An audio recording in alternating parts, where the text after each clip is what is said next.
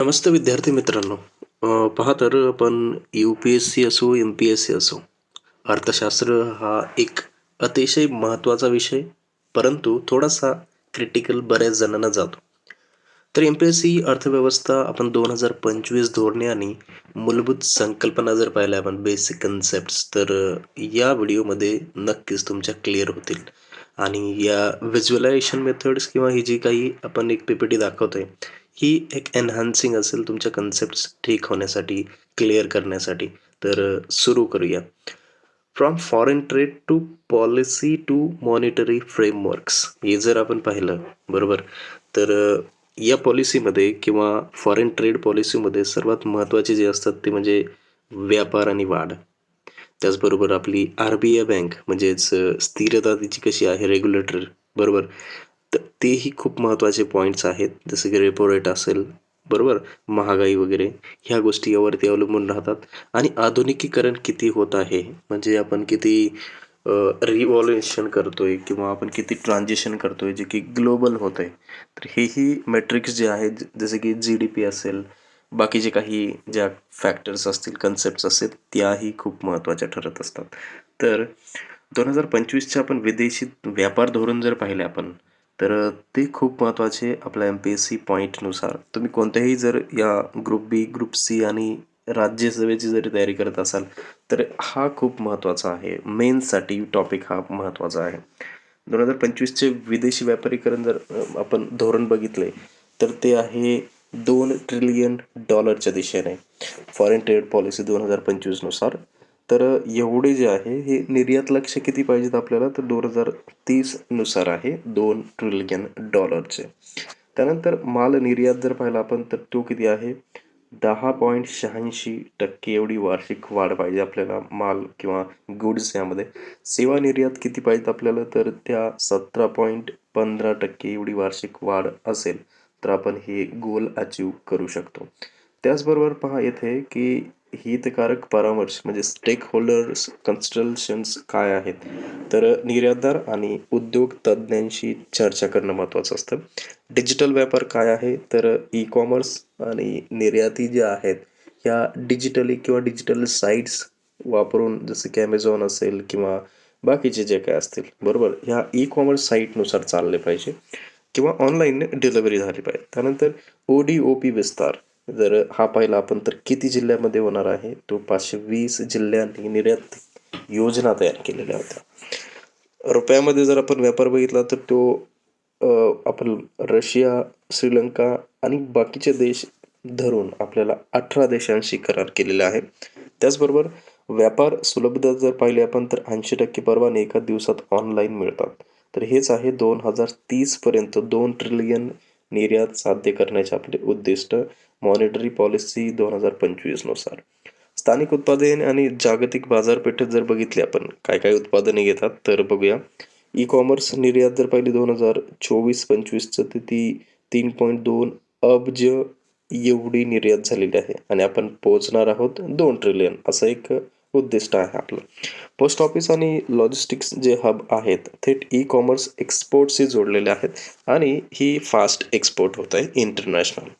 त्याचबरोबर one district one product जसं की ओ-डी-ओ-पी 520 जिल्ह्यांचं आपण जे निर्यात बघितली होती. जी-आय टॅग्ड उत्पादने असावीत, पश्चिम असेल, कालीन असेल, पण 520 जिल्ह्यांचा सक्रिय सहभाग यामध्ये नोंदवलेला आहे. भारतामध्ये जर आपण जिल्हे पाहिले तर ते एक जवळपास इथं 80% कव्हर होत आहेत, 520 जिल्हे. त्यानंतर भारताने 18 देशांशी मध्ये व्यापाराचे जे काही करार केलेले आहेत, जसे आपण वर पाहिले रशिया आणि श्रीलंका असेल त्यानुसार. शेअर बाजार सुधारणा 2025 यामध्ये सुरक्षितता आणि कार्यक्षमता यामध्ये बघा, तर प्रॉब्लेम सोल्युशन कसं आहे, टेक्निकल ग्लिटेज जसं की NSB BSE तांत्रिक अडचण 1 एप्रिल 2025 पासून. आणि आपण शिफ्ट ट्रेड दुसऱ्या एक्सचेंजर शिफ्ट व्यवहार शिफ्ट जे काय आहे, बरोबर, तोपर्यंत आपण पोहोचतोय. हे सोल्युशन बेस्ड आपला जो इंटरमिडिएट पिरियड आहे. नंबर 1 आपण कन्सेप्ट पाहूया, इंटर ऑपरेबिलिटी. जर एक्सचेंजर तांत्रिक अडचण आली तर व्यवहार दुसऱ्यावर होतील. हे एक महत्त्वाचं जो मिडल पाथ आहे. SOP जर पाहिलं आपण, स्टँडर्ड ऑपरेटिंग प्रोसिजर, जे की 60 दिवसात नवीन SOP तयार करण्याचे निर्देश देण्यात आलेले आहेत. F&O ऑफसेट मेकॅनिझम जर पाहिलं आपण, तर दोन्ही एक्सचेंजेसना रिझर्व्ह लिस्ट तयार करावी लागते. त्याचबरोबर ट्रान्झॅक्शन फीस पाहिली आपण, तर ती 1 एप्रिल 2025 पासून नवीन यंत्रणा लागू करण्यात आलेली आहे, ज्यामध्ये कॅश आणि फीचर्ससाठी नवीन शुल्क जसं की NEC ऑप्शन असेल 35.03 लाख जी ट्रान्झॅक्शन फी आहे. ओके. त्यानंतर पाहूया, भारतीय रिझर्व्ह बँक अर्थव्यवस्थेचा जो रक्षक मानला जातो आपल्या इंडियामध्ये, ग्रॅज्युएशन ऑफ इकॉनॉमी, जी की आपण पाहत आलोय. रिझर्व्ह बँक ऑफ इंडिया जिची स्थापना जी आहे, ऍक्ट जो आहे 1934 आणि 1 एप्रिल 1935ला तिची स्थापना झालेली आहे. म्हणूनच आपण जे आपलं जे फायनान्शियल इयर आहे ते 1 एप्रिल पासून स्टार्ट करत असतो, ते 31 मार्च पर्यंत दुसरं वर्ष.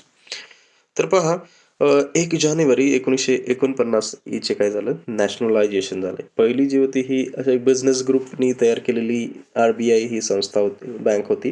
परंतु ज्यावेळेस हिचे नॅशनलायझेशन झाले, राष्ट्रीयकरण झालं, तर ती 1 जानेवारी 1949ला झालेलं आहे. रिझर्व्ह बँक ऑफ इंडिया जर पाहिलं आपण, तर याची विभागीय मंडळे, एक असतं सेंट्रल बोर्ड, केंद्रीय संचालक, आणि दुसरं असतं विभागीय कार्यालय.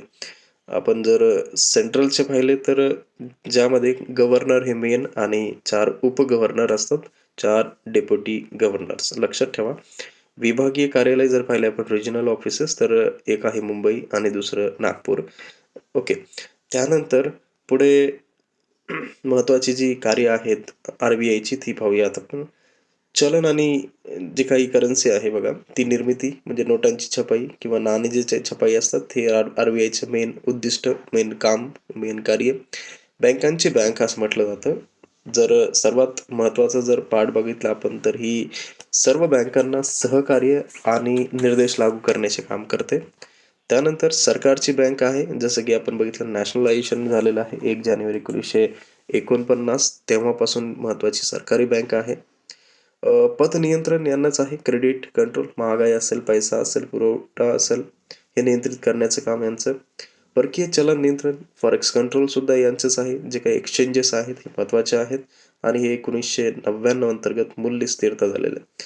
आपण पाहत आहोत 2014-15 नंतर जे डिजिटल बँकिंग सुरू झालेलं आहे आपलं, UPI, CBDSE आणि इतर जे काही आहेत आपले ऑनलाईन ॲप्स, जे की डिजिटल बँकिंग सुविधा देतात. प्रत्येक बँकेचे ॲप्लिकेशन्स असेल, वेबसाईट असेल, बरोबर.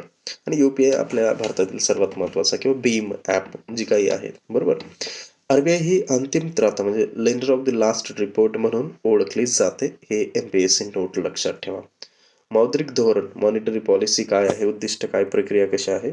व्याख्या जर पाहिली आपण, तर देशातील चलनवाढ, पतपुरवठा आणि व्याजदर नियंत्रित करण्यासाठी आखलेले धोरण म्हणजेच आपण मॉनिटरी पॉलिसी असं म्हणतो. तर हे काही महत्त्वाचे पॉलिसीचे 4 घटक पाहूया आपण. 1 नंबर मी हा बघतोय, विकास दर सुधार, इम्प्रूव्हिंग ग्रोथ रेट. दुसरा जो आहे, महागाई म्हणजे इन्फ्लेशन कंट्रोल करणे, नियंत्रित करणे. आर्थिक स्थैर्य म्हणजेच इकॉनॉमिक स्टॅबिलिटी. त्याचबरोबर जो आहे तो रोजगार वाढवणे. तर हे मॉनिटरी पॉलिसीचे सर्वात महत्त्वाचे असलेले घटक लक्षात ठेवा.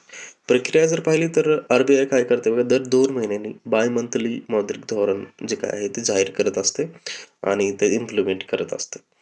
MPSC नोट लक्षात ठेवा, की मौद्रिक धोरणाचा मुख्य उद्देश किंमत स्थैर्य असा आहे. तर हे महत्त्वाचं आहे, प्राइस स्टॅबिलिटी. त्यानंतर पहा, पत नियंत्रणाची साधने कोणते कोणते आहेत. तर क्रेडिट कंट्रोलचे संख्यात्मक साधने लक्षात ठेवा, हे खूप महत्त्वाचे असलेले. आणि MPSC जो पेपर आहे, स्पर्धा परीक्षे जे आपण आता नवीन जे रूप बदलतोय, ते डिजिटलनुसार खूप जास्त क्वेश्चन्स येतात. इकॉनॉमी बेसिक कन्सेप्ट्सवरती आहेत, परंतु डिजिटली ज्या काही टर्म्स आहेत त्या खूप जास्त वाढत चाललेल्या आहेत. बघूया, इम्पॅक्ट एंटायर इकॉनॉमी. कोणते कोणते इम्पॅक्ट्स आहेत. पहिला, रेपो रेट सगळ्यात महत्त्वाचा. RBI बँकांना कर्ज देते, तो दर जो काही दर असेल, रेपो रेट. समजा RBI SBIला देणारं जे कर्ज आहे, लोन आहे, त्याच्यावरती जर ते लोन वाढवत असेल, तर पुढे जाणारं लोन कर्ज सुद्धा रेपो सॉरी दुसरा जो इंटरेस्ट रेट आहे तो सुद्धा वाढवणार आहेत बाकीच्या बँक ज्या आहेत. म्हणून रेपो रेट सर्वात महत्त्वाचा असतो. रिव्हर्स रेपो बँका RBI कडे पैसे ठेवतात तो दर सुद्धा महत्त्वाचा आहे. कारण जास्तीचे पैसे हे परत RBI कडे ठेवले जातात. तिसरा जो आहे CRR कॅश रिझर्व्ह रेशो. बँकांनी RBI कडे ठेवायची जी रक्कम आहे ती महत्त्वाची आहे.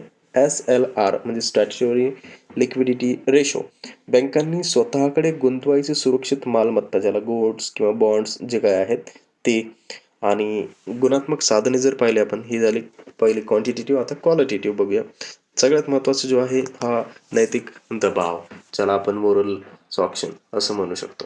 जबाबदारीने कर्ज देण्याच्या ज्या काही सूचना आहेत ते नैतिक दबावांतर्गत येतात. मार्जिन आवश्यकता म्हणजे मार्जिन रिक्वायरमेंट्स जे आहे कर्जासाठी तारण मूल्याची मर्यादा कशी आहे मर्यादा. जे बघा पदमर्यादेमध्ये काय तर क्रेडिट रॅशनलायझिंग जसं की विशिष्ट क्षेत्रांसाठी कर्ज मर्यादा कशा आहेत त्या. एक नोट लक्षात ठेवा CRR वाढल्यास बँकांची कर्ज देण्याची क्षमता कमी होत असते. बरोबर. कॅश रिझर्व्ह रेशो जर आपण म्हणजे वाढलेला दिसला तर त्यांची कर्ज देण्याची क्षमता मात्र कमी होणार आहे. कारण बँकांनी जर RBI कडे जास्त रक्कम ठेवली तर आपल्याला कर्ज मिळण्याचे लोकांना कर्ज मिळण्याचे जे काही चान्सेस आहेत ते कमी होत चालतात. त्यानंतर बघा राष्ट्रीय उत्पन्न काही संकल्पना कन्सेप्ट आणि सूत्र बघा आपल्यासाठी खूपच महत्त्वाचे. बेसिक कन्सेप्ट आहेत परंतु बऱ्याच वेळ विचारले जातात आपल्या MPSC एक्झाम्समध्ये. GDP पहिला सकल देशांतर्गत जे काही उत्पन्न आहे ते. जसं की देशाच्या सीमांमध्ये एका वर्षात तयार झालेल्या वस्तू आणि सेवांचे एकत्रित जे मूल्य आहे त्याला आपण काय म्हणतो GDP. डोमेस्टिक फोकस देशांतर्गत आहे. GNP सकल राष्ट्रीय उत्पादन. यामध्ये बघा GDP प्लस परदेशातून मिळालेले निव्वळ उत्पन्न जे आहे net factor income from abode असं म्हटलं जातं त्याला. तर हे नॅशनल फोकस केलं जातं नागरिकांचे उत्पन्न याला आपण GNP असं म्हणतो. NNP निव्वळ राष्ट्रीय उत्पादन. GNP वजा घसारा जे काय आहे बाहेरच्या देशातले उत्पन्न आपण त्याला निव्वळ मूल्य किंवा नेट व्हॅल्यू असं म्हणतो मायनस केल्यानंतर. GDP जर पाहिलं तर हे देशाच्या आर्थिक आरोग्याचे प्राथमिक मोजमाप आहे. आपण आता जर पाहिलं GDP आपली तर ही 4th नंबर आहे जगामध्ये आणि हेच दाखवते की भारत कितव्या नंबरला आहे किंवा एक प्राथमिक मोजमाप जे म्हटलं जातं आर्थिक आरोग्याचे जे काही इकॉनॉमिकल वेल्थ आहे ते आपल्याला कळतं की भारत किंवा कोणताही देश कितव्या नंबरला आहे. तर आता 4थ्या नंबर लक्षात ठेवा. आर्थिक आव्हाने जर पाहिले आपण चलनवाढ असेल बेरोजगारी असेल गरिबी यावरती बऱ्याच वेळा क्वेश्चन्स विचारला जातात. बघूया. पहिला चलनवाढ कशामुळे होतो तर पहिला आहे मागणी वाढल्यामुळं. जर मागणी वाढत असेल सेवा असतील वस्तू असेल तर ती चलनवाढ वाढत जाते. कॉस्ट पुश जसे की खर्च जर वाढला तर ही परत चलनवाढ वाढत जातं. त्यानंतर बेरोजगारी कशामुळे तर कौशल्य अभाव लॅक ऑफ स्किल्स. परत परत आपण हेच बोलत असतो की education policies of India are not or lacking with the industrial skills. ज्या काही इंडस्ट्रियल स्किल्स आहेत त्या आपल्या एज्युकेशनसोबत मॅच करत नाहीत किंवा खूप तफावत त्यामध्ये आपल्याला असं अभाव आढळतो. त्यानंतर सायक्लिक. तर सायक्लिक बघा आर्थिक मंदीमुळे येत असतं ड्यू टू रेसेशन. रेसेशन जर आलं मग आर्थिक मंदी जर आली तर यामुळे सुद्धा आपण बेरोजगारीचे शिकार होत असतो. त्यानंतर डिस्टिंग्विश्ड छुपी. तर काम करत असले तरी उत्पादनात भर नाही तर हे एक डिस्टिंग्विश्ड असं एक स्टेज आहे ज्यामुळे अनएम्प्लॉयमेंट किंवा बेरोजगारी वाढत चालते. त्यानंतर गरिबी हा एक मोठा काय म्हणतो आपण आजार असलेला आपल्या देशाला किंवा बाकीच्या गरीब देशांना सुद्धा आहे. डेव्हलपिंग कंट्री आणि अंडर डेव्हलप्ड कंट्रीजना सुद्धा आहे. ॲब्सल्यूट मूलभूत गरजाही पूर्ण होत नाही. जसं अन्न वस्त्र निवारा आरोग्य शिक्षण ह्या जरी म्हणले आपण 2 आरोग्य शिक्षण ह्याही जरी नाही झालं तरी आपण गरिबी म्हणू शकतो. त्यानंतर मल्टी डायमेन्शनल यामध्ये आरोग्य शिक्षण टाकले निवारा यांचा अभाव जर असेल तर सर्वात महत्त्वाचे हे आहे. बरोबर की गरिबी वाढत चाललेली आहे.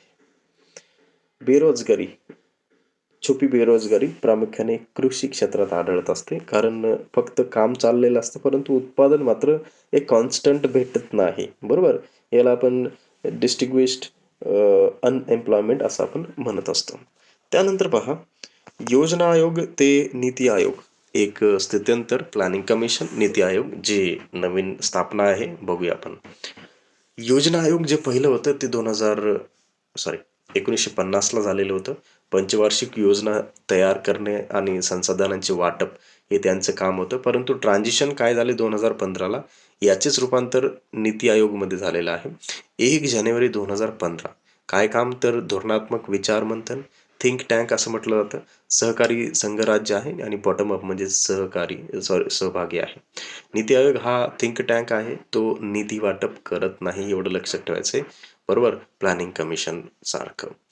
आर-बी-आय संबंधित महत्त्वाच्या काही समित्या आणि प्रकाशने जर पाहिले आपण तर त्याही खूप महत्त्वाच्या आहेत बघा.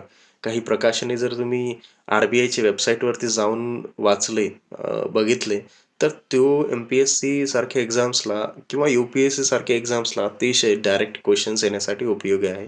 आर-बी-आय बुलेटिन असेल, जसं की मंथली येत असतं. ॲन्युअल रिपोर्ट, वार्षिक रिपोर्ट अहवाल याला म्हटलं जातं. आणि report on currency and finance हे आपल्याला कुठे मिळतं? आर-बी-आयच्या वेबसाईटवरती मिळतं. त्यानंतर समित्या जर पाहिल्या तर एक आहे गोरवाल समिती, जी की 1950ला स्थापन झाली होती. श्रॉफ समिती, जी की 1954ला समिती स्थापन झाली होती. नरसिंह समिती जर पाहिली तर ती बँकिंगच्या रिलेटेड, सुधारणेच्या रिलेटेड होती. 1991ला ती स्थापना झाली आणि ही सर्वात महत्त्वाची समिती जी आहे ओळखली जाते नरसिंहम समिती. परीक्षेसाठी काही मुद्दे जर पाहिले आपण आकडेवारी तर तुमच्यासाठी हा स्क्रीनशॉट आहे. तुम्ही स्क्रीनशॉट घेऊन ठेवा. आर-बी-आयची स्थापना असेल, त्यांचे आर-बी-आयचे राष्ट्रीयकरण असेल, नीती आयोगची स्थापना असेल, कधी झाले ते क्वेश्चन्स येऊ शकतात. आकडेवारी जर पाहिली तर निर्यात लक्ष्य आपलं किती आहे ते 2030 पर्यंत 2 ट्रिलियन डॉलर एवढं आहे. ई-कॉमर्स निर्यात जर पाहिली आपण आत्ताची सध्या तर 3.2 अब्ज एवढी. त्यानंतर रेपो रेट जर पाहिला तो आपला आर-बी-आयचा आत्ताचा तर तो 6.25 एवढा आहे. लघुरूपे काही शॉर्ट फॉर्म्स जर पाहिले आपण तर ओ-डी-ओ-पी लक्षात ठेवा. One district one product. FEMA, foreign exchange management act पहा आणि सेंट्रल बँक डिजिटल करन्सी हा एक महत्त्वाचा आहे. तर मित्रांनो, या व्हिडिओमध्ये तुम्हाला काही शंका असतील कॉमेंट्समध्ये नक्की सांगा आणि आपल्या चॅनलला सबस्क्राईब करा.